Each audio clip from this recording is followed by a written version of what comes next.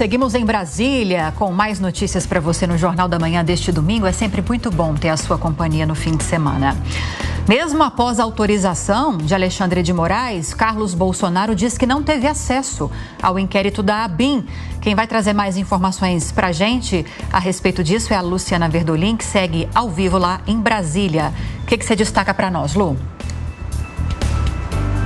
Olha, Olívia, bom dia para você, bom dia a todos. A grande reclamação da defesa do filho do ex-presidente Jair Bolsonaro é de que eles não tiveram acesso a todo o conteúdo do inquérito que foi encaminhado ao escritório de advocacia.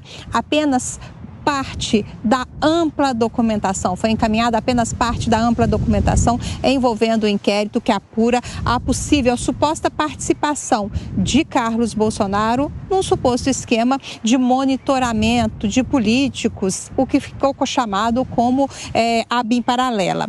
Essa estrutura, segundo o inquérito, teria sido montada já há um certo tempo e a defesa, ela reclama o seguinte, que os inquéritos, eles são muito maiores, né? As investigações são muito maiores do que as 157 páginas que foram encaminhadas à defesa de Carlos Bolsonaro. Até por conta disso, a reclamação é o seguinte: a cópia da representação feita pela Polícia Federal, manifestação da Procuradoria-Geral da República e a decisão do relator, que é o ministro Alexandre de Moraes, estaria tudo incompleto, uma vez que vazamentos em vários órgãos de imprensa mostram outros documentos, outras alegações que não estão nessa documentação encaminhada à defesa de Carlos Bolsonaro. Por isso, na sexta-feira, foi feito um novo pedido para que a defesa tenha acesso ao inquérito, dessa vez completo, com toda a documentação,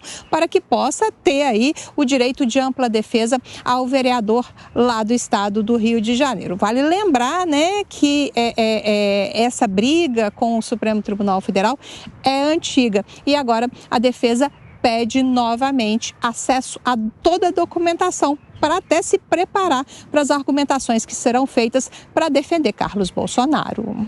Obrigada pelas atualizações, Luciana Verdolim. Bom trabalho para você e até já. Seguimos em Brasília para ouvir agora a opinião do Zé Maria Trindade, porque, Zé, a oposição já prometeu reagir a essas operações da Polícia Federal, a essas autorizações dadas pelo STF para que essas operações acontecessem já nesse início de atividade parlamentar.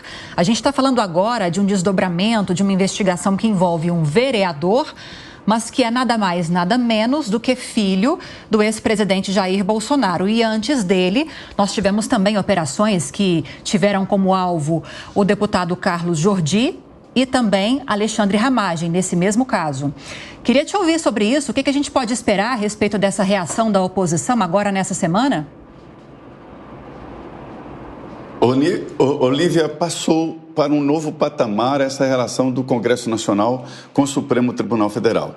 Nós ouvimos agora há pouco o senador Isalci Lucas e ele traduziu o que o Senado está pensando sobre esse desequilíbrio, né? Os presidentes da Câmara e Senado vão ter que responder a essa demanda, que não é mais só de partidos de oposição. Existe uma emenda sendo elaborada, né, para retomar, e retomar, não é criar uma novidade, né? O trecho da Constituição que dava uma imunidade parlamentar total para deputados e senadores. Isso significa que para processar um deputado ou senador é preciso autorização dos plenários da Câmara e Senado ou das mesas diretoras, né? Isso acabaria impedindo estas buscas e apreensão. Veja bem, o depoimento do deputado federal no exercício do mandato, Alexandre Ramagem, só vai acontecer no dia 27. Ou seja, não era tão urgente assim essa busca e apreensão no gabinete de um parlamentar e na casa, na residência oficial dele aqui em Brasília. E veja bem, independente do mérito, é preciso dar direito de defesa. E é uma jurisprudência do próprio Supremo que anulou lá atrás aquele caso Daniel, né? Quando se avaliou que houve uma falta de defesa lá no início do processo do assassinato de Celso Daniel. né? Então, o Supremo tem definido por isso. E todos os advogados aqui reclamam desta falta de acesso aos autos. Mas eu vou explicar por quê. Entende o Supremo de que o processo é muito maior. Então, libera só a parte do deputado ou do vereador e não o processo todo, porque entende que atrapalharia as investigações e assim por diante. Mas, na verdade, não se pode defender do que não se conhece. É preciso conhecer o processo como um todo para, então, apresentar a defesa, né? Pois é. Você acha que há um movimento consistente no Congresso Nacional de tentativa de alguma maneira, normatizar esse tipo de operação em gabinete de deputado, de senador? Essa foi uma reclamação que o presidente da Câmara, Arthur Lira, levou ao ministro-chefe da Casa Civil, Rui Costa, semana passada, né, Zé Maria? Há um movimento consistente nesse sentido e eu devo dizer que não é só da oposição, não é só da direita, não. Os partidos de esquerda tendem a apoiar um movimento assim. É preciso regulamentar.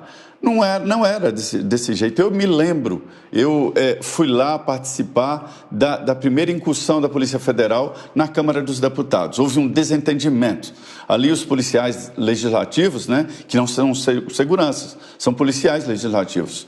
E a Polícia Legislativa é constitucionalizada.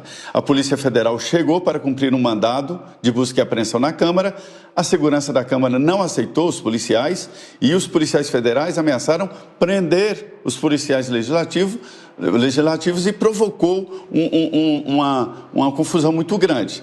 E aí houve intervenção do presidente do Senado, do presidente da Câmara e houve a autorização. E de lá para cá a coisa banalizou.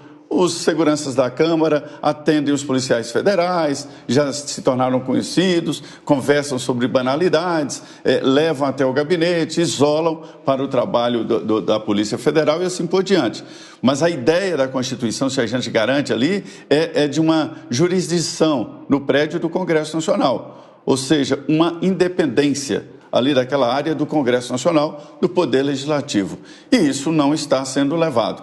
Eu entendo que é preciso uma emenda constitucional para reafirmar os poderes, as prerrogativas dos deputados e senadores. Afinal, esses direitos, Rafael, não são direitos individuais do deputado e do senador, são direitos transferidos a eles pelos votos.